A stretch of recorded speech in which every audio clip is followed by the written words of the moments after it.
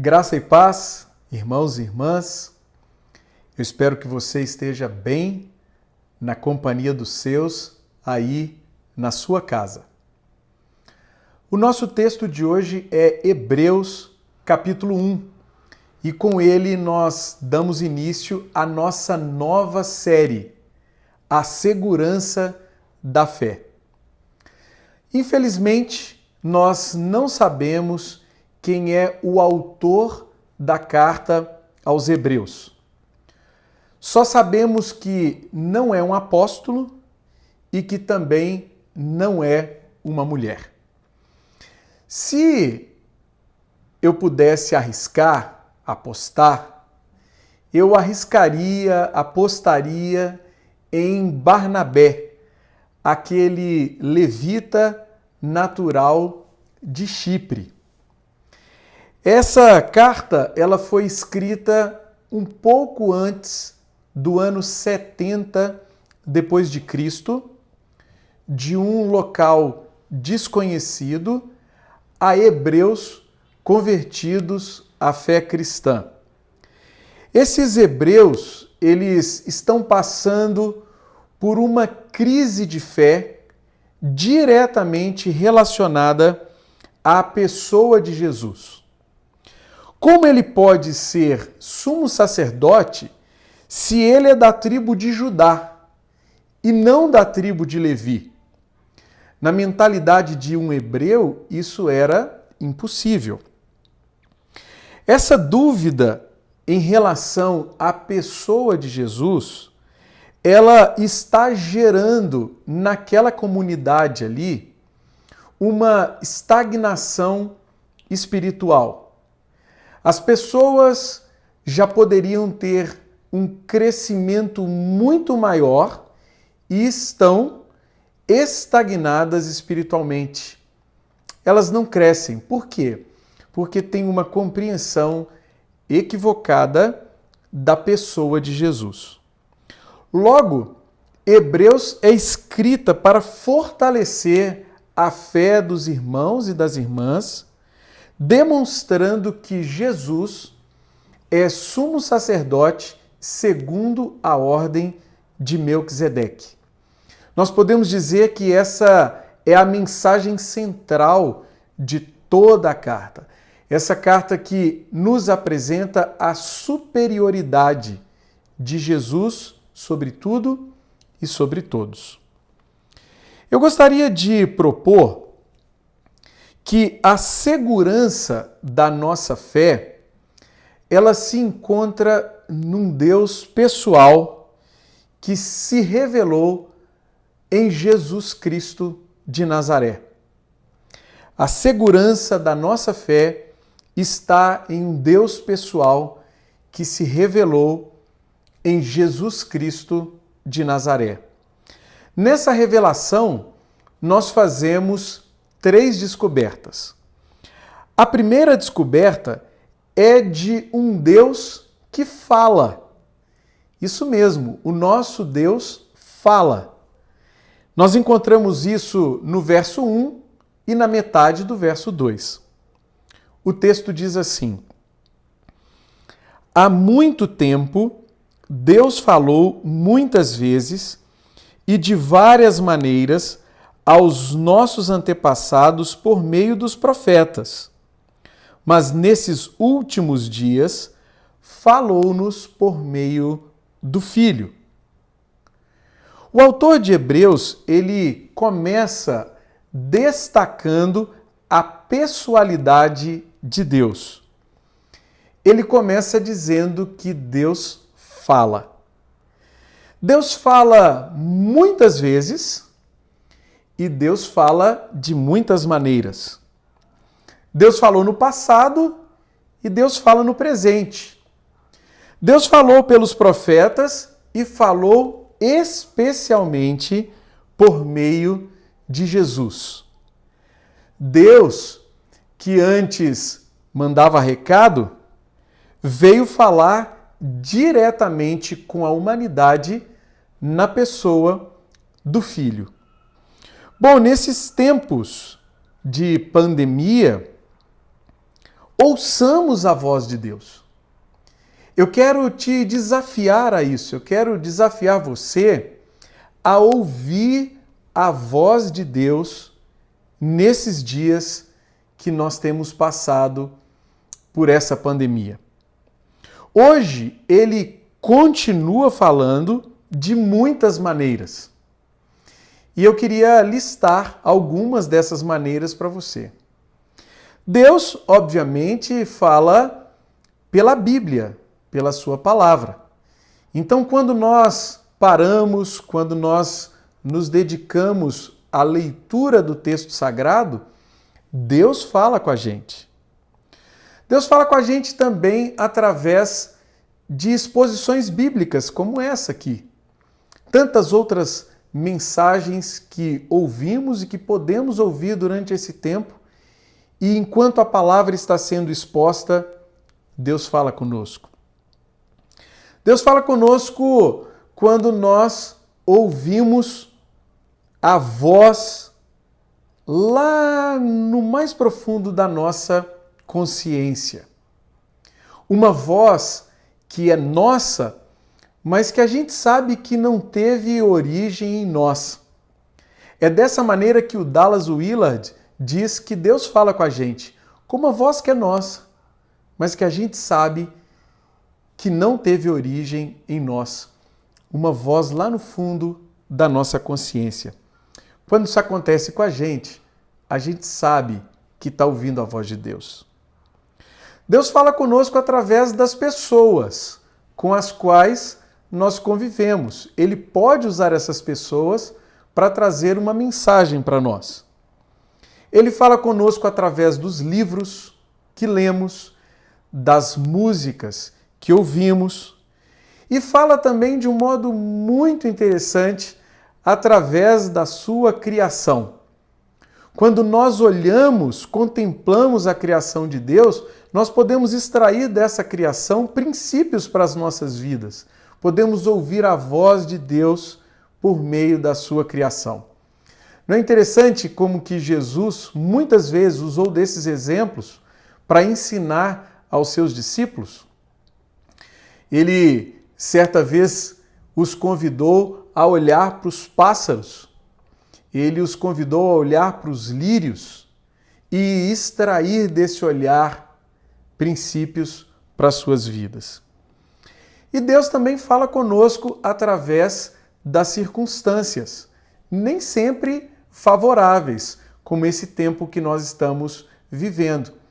Então nós precisamos observar também as circunstâncias que nos cercam, o nosso entorno, e tentar ouvir a voz do nosso Deus. Eu quero te desafiar a desenvolver a atenção, a prestar bem atenção em tudo que acontece ao seu redor. Quem sabe Deus está querendo falar com você. A crescer na sensibilidade, na percepção dessa voz, da voz do nosso Deus. A fazer uma sintonia fina, a discernir o que Deus está falando comigo, com você, com todos nós, na nossa vida diária, na nossa vida cotidiana. A praticar a quietude, a nos aquietar. Esse tempo tem favorecido isso, né? Ficar em casa nos dá a oportunidade de também nos aquietar um pouco mais. E, por fim, de nos silenciar diante do nosso Deus, diante da sua santa presença. Nos silenciar para quê?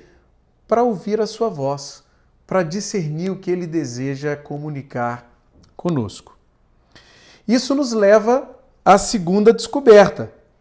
A segunda descoberta é de um Deus que se encarna, da metade do verso 2 até a metade do verso 3. O autor de Hebreus diz assim: a quem, uma referência ao Filho, constituiu herdeiro de todas as coisas e por meio de quem fez o universo. O Filho é o resplendor da glória de Deus e a expressão exata do seu ser. O autor de Hebreus dá continuidade destacando agora a pessoa de Jesus. Ele nos diz coisas muito interessantes sobre Jesus. Ele começa afirmando que Jesus é o herdeiro de tudo. Ele segue dizendo que ele é o criador dos universos, no plural. Olha que coisa grandiosa! Jesus é o criador dos universos. Jesus, ele é o reflexo da glória de Deus.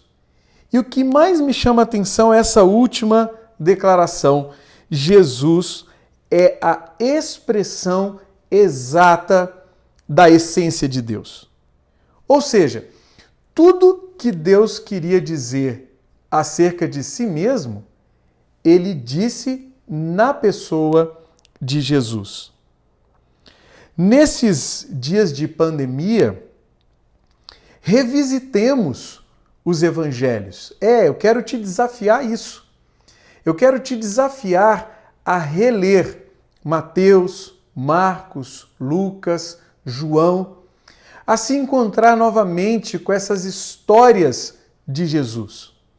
Mas eu gostaria de te sugerir que você fizesse essa leitura com uma pergunta em mente. Quem é o Deus que Jesus nos revela? Eu vou repetir. Quem é o Deus que Jesus nos revela? Ele nos revela um Deus amoroso. Quando nós olhamos para Jesus, para a sua vida, nós percebemos a maneira amorosa como ele trata todas as pessoas com as quais ele se relaciona.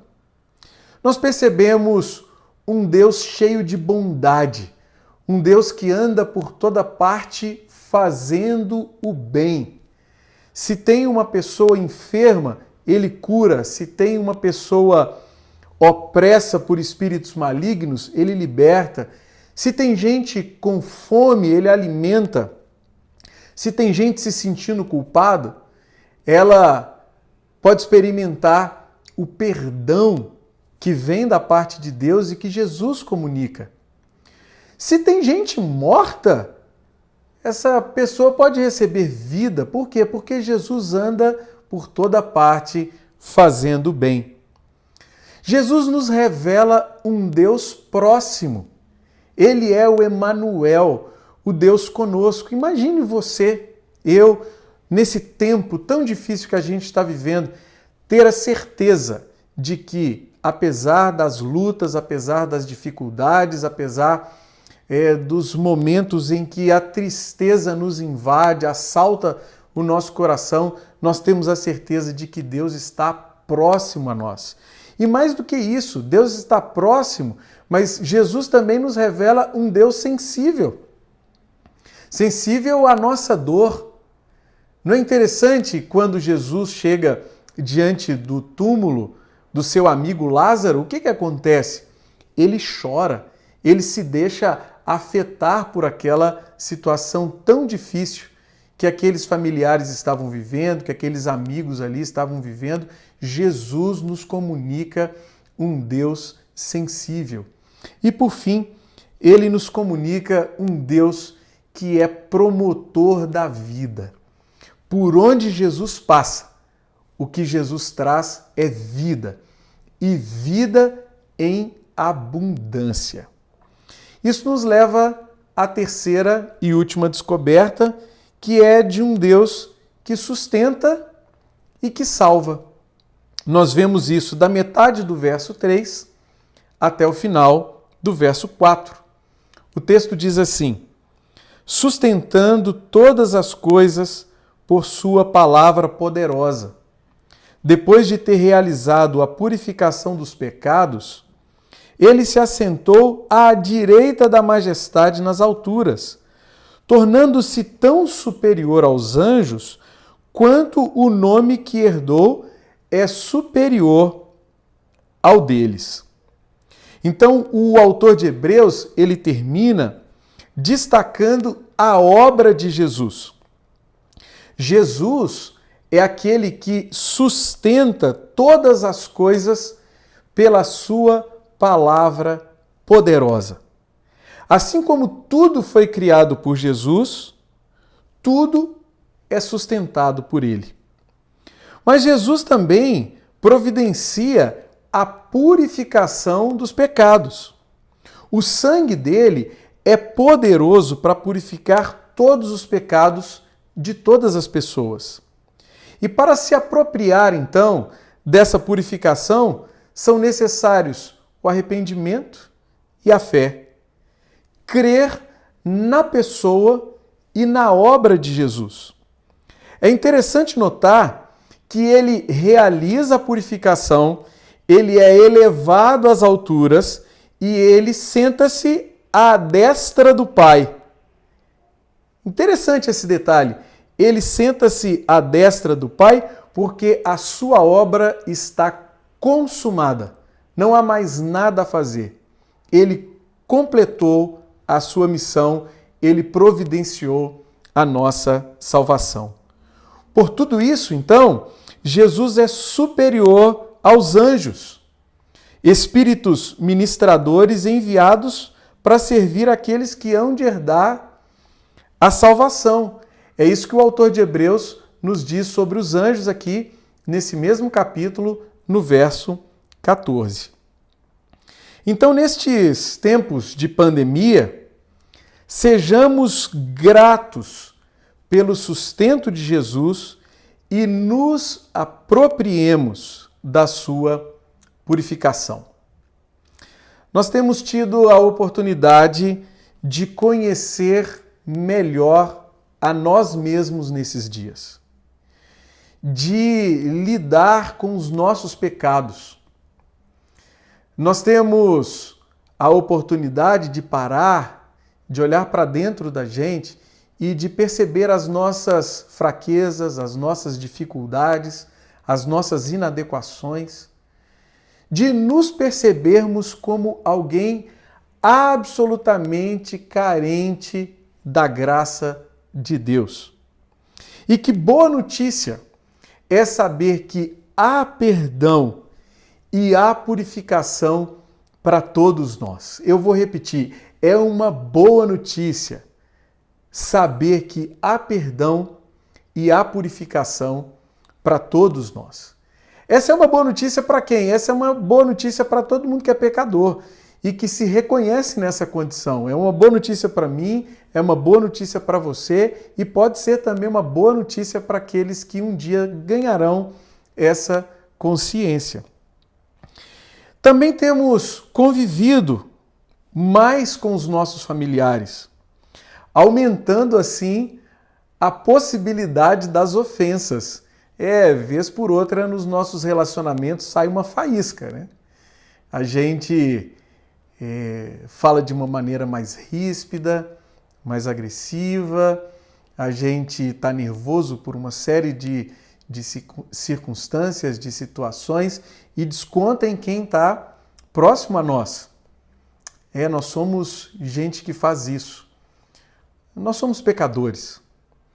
E a pergunta, então, final que eu gostaria de deixar com você é a seguinte: há alguém que precisamos pedir perdão? Ou há alguém que precisamos perdoar hoje? Essa pergunta nos ajuda a examinar os nossos relacionamentos, os relacionamentos com as pessoas que temos próximas a nós. Como é que andam esses relacionamentos? Você ofendeu alguém e precisa pedir perdão para essa pessoa? Ou você foi ofendido por alguém e precisa perdoar essa pessoa? Eu queria te desafiar a fazer isso o quanto antes. Não deixa para depois. Resolva essas situações. Fique livre, fique liberto. Experimente o amor de Deus, a alegria de Deus nos relacionamentos com aqueles que estão próximos a você. Portanto, a partir de Hebreus capítulo 1, nós descobrimos que o nosso Deus fala, que o nosso Deus se encarna, que o nosso Deus sustenta e que o nosso Deus salva. A minha oração é que aprofundemos o nosso relacionamento e tenhamos experiências marcantes com esse nosso Deus. Que Ele mesmo nos abençoe, a todos nós, abençoe a nossa igreja e faça com que esse tempo tão difícil passe logo e que a gente se reencontre presencialmente novamente o quanto antes. Deus te abençoe, Deus te abençoe, Deus te abençoe.